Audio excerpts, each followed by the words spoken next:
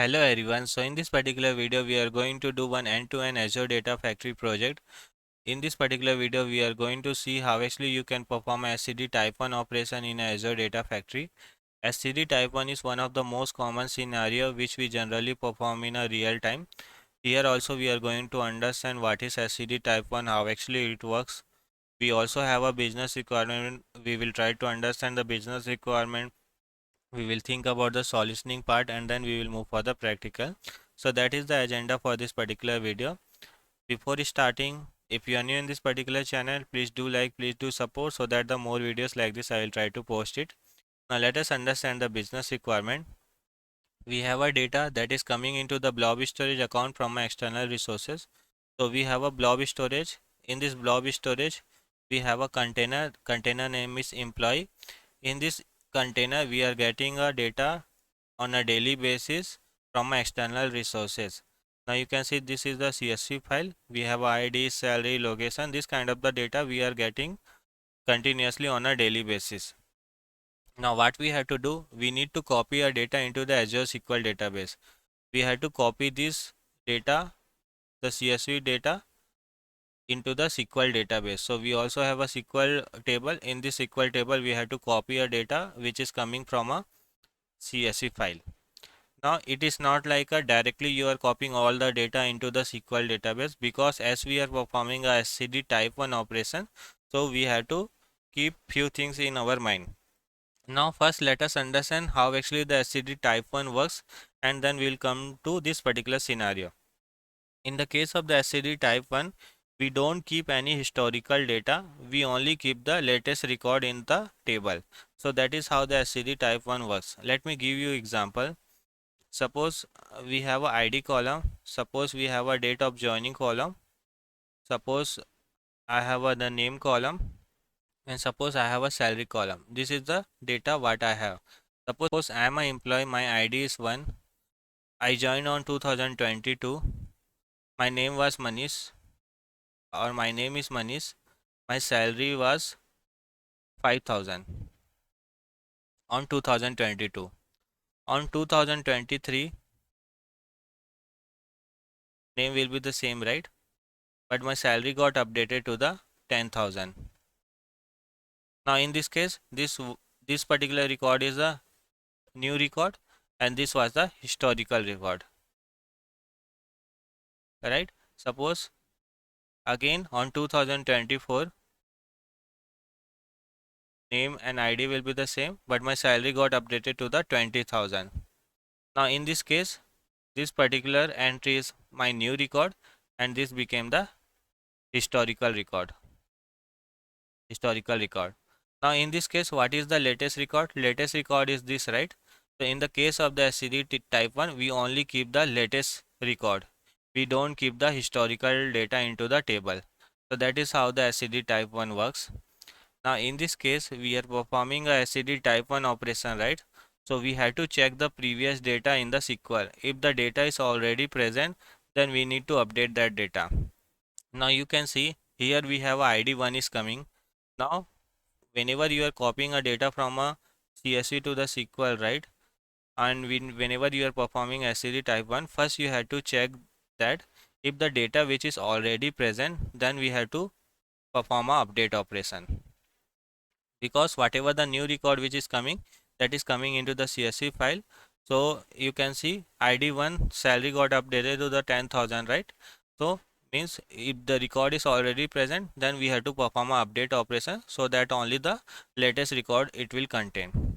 Now you will see the ID2 is not present into this SQL table, right? Then what we have to do, we have to perform a insert operation. So if the new record is coming which is not present into the SQL, then we will perform an insert operation. If the record is already present in the SQL, then we will perform an update operation. So that we will only keep the latest record in the table, we will not keep the historical data. So that is how the SCD type 1 operation works. Now let's do a practical and let's try to understand. So first let me show you my blob storage. So this is the blob storage. I have a container. In this container you can see employee to the CSV file. I have a CSV file. Let me show you. snapshot, edit, preview. So you can see I have a employee ID, name, salary and location. This particular record I have in a blob storage, and this is the new record. I have a database. In the database, if I'll show you, this is the particular table I have. This is the SQL table. There we have to load the data. Now if I will show you in this employee table, I have a employee ID, first name, salary and the location. Employee ID 1, 2 and 4 which is already present. Now what we have to do, we have to copy a data from this blob storage to the SQL database by using a Azure Data Factory. Now in this case, if you will see employee ID 1 which is already present into this particular table. Salary is 10,000, name is Manish. And here you can see the salary became the 20,000. In this case, what we have to do, we have to perform a update operation in this particular case for ID 1. ID 5 and 3, these are the new entry, right? Then we will try to insert that entry into this particular table. So that is the operation we will do with the help of the Azure Data Factory. Now let's see how actually we can do. So I open my Azure Data Factory Studio, click on the author. We are going to create a data flow. So I'll click on the new data flow. First we will select the add a source. Click on the add a source. In the source, first we have to select the data set. So you can see the data set, right? Click on the new. What is source? Source is available in a blob storage. So I will select the blob storage here. Continue. My file is CSV file, so I will select the delimited text CSV file. Then we have to give the link service. What is link service? So that we can connect with the our blob storage. So for that we have to give the connection. So we will select our subscription. We will select our the blob storage account, and then we will test it. It is, you can see connection successful. Click on the create.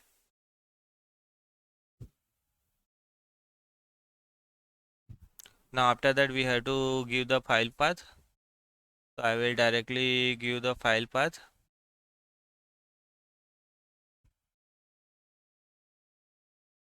First row as header. Click on the OK. Now our data set is ready. Now what we will do, if you want to preview this data set, click on the open and click on the preview. You can see we are able to preview over the source file. Go to the data flow, and there is one more option. Click on the here source file. Go to the source option, go to the projection, because this is the CSV file, right? So by default it will take all column as a string format. So we have to change that. I'll change employee ID into the integer and salary also integer. So that is how actually we have done. Now go to the data preview, click on the data flow debug, and after that, once it will be ready data flow debug, then you will be able to preview your data here also. Now this our source is now ready. Now what we have to perform, we are performing SCD Type1 operation, right? So for that, what actually I will do, I'll click on the plus and I will select a alter row. I'll click on the alter row.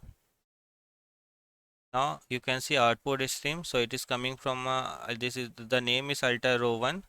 Incoming stream is the source 1. Alter row condition. So what is the perform we are going to do? We are going to perform a upsert operation. So I'll click on the upsert.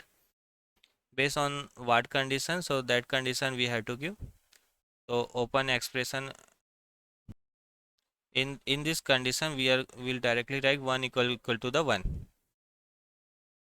Okay. So this is the condition we are writing. Now if you will click on the data preview, you will be able to see the record. We are performing a update operation. Now what is a sync? Now after alter row, we'll click on the plus and we'll go to the sync.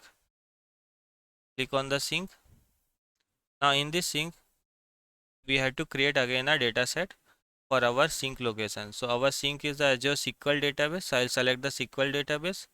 Click on the continue. We are going to create a new link service. We'll select our subscription, we'll select our server, we'll select our database, and the authentication we have to provide, username and the password.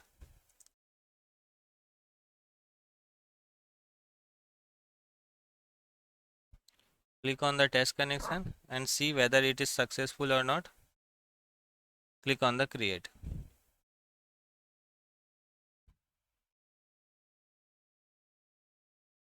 Table name we have to select employee table. Click on the OK. Now in the data preview you will be able to see a data also. Now go to the mapping,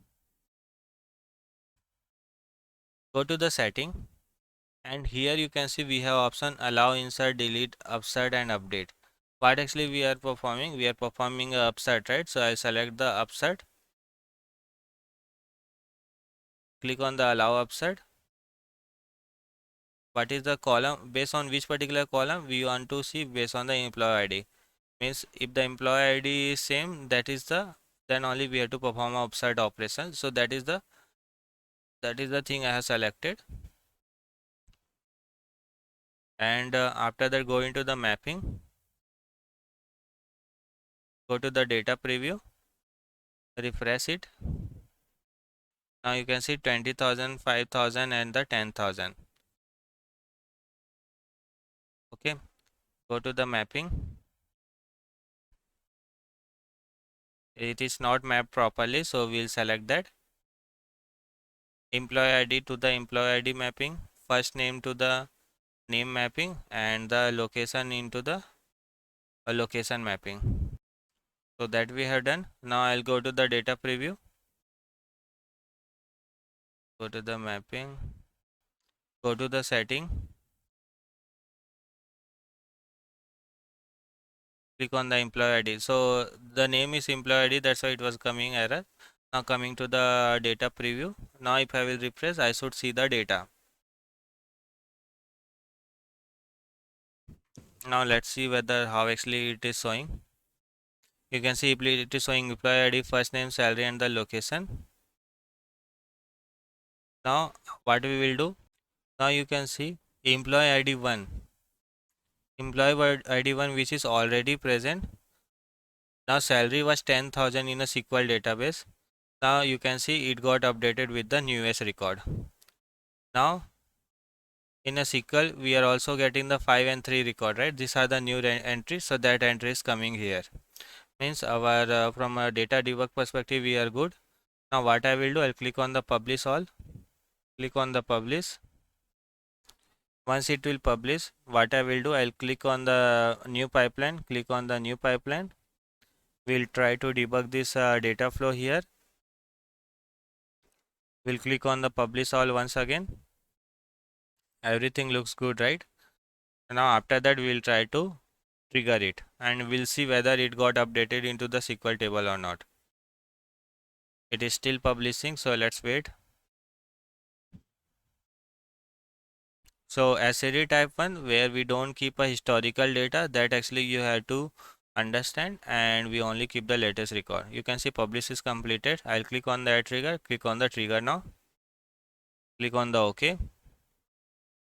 Now go to the monitor window. In this monitor window you can see my pipeline is running. Let's see whether it is success or it is failure. If any failure, then we'll try to debug, otherwise we will try to see the data which is got updated or not. So in employee 2 I have a employee ID 1 manish 20,000 India, that is a new record, latest record. It should be updated. 5 and 3 is the new entry, so that should insert. So let's see it got finished or not. It's running, so let's wait for that. Now you can see it is succeed now. Now I will go to the my database. Previously you can see I had only 3 entry, 1, 2 and 4. Now and let's see. Now also you can see previous entry employee ID salary was 10,000.